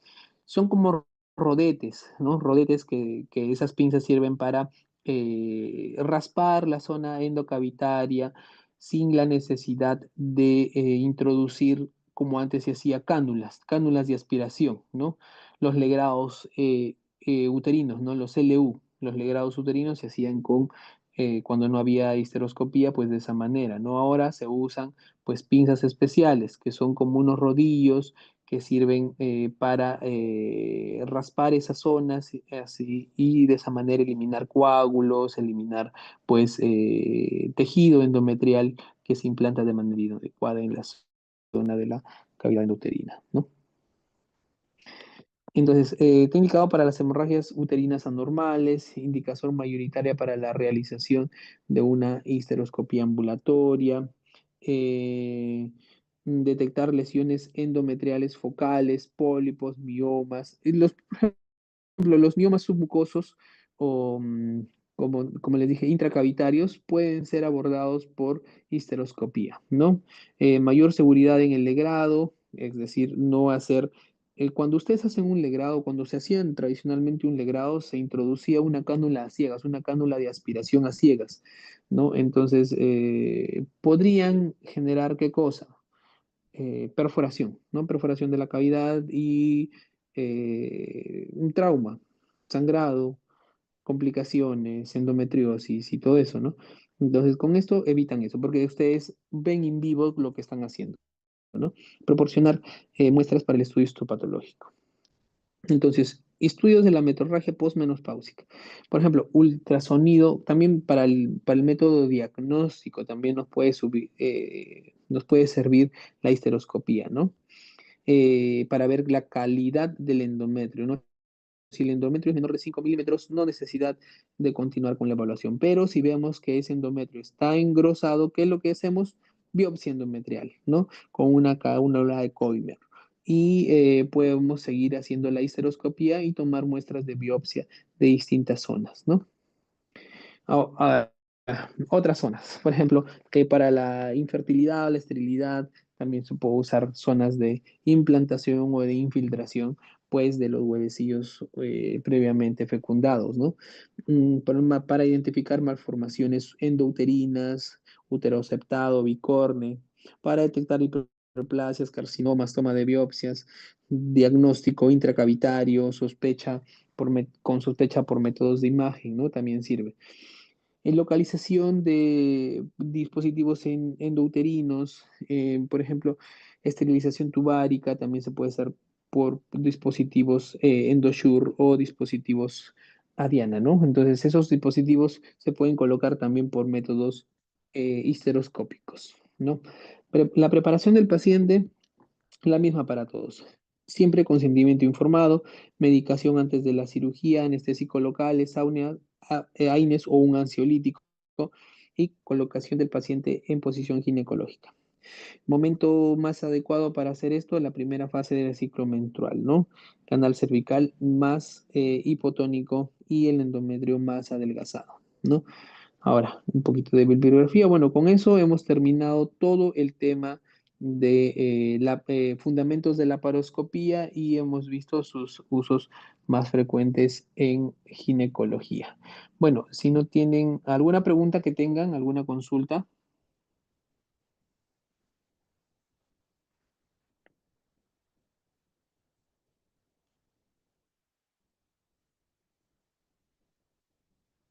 Bueno, si no hay ninguna consulta, ninguna pregunta, vamos a dar por concluido el tema de la paroscopía, fundamentos de la paroscopía en ginecología. Muchas gracias por su atención.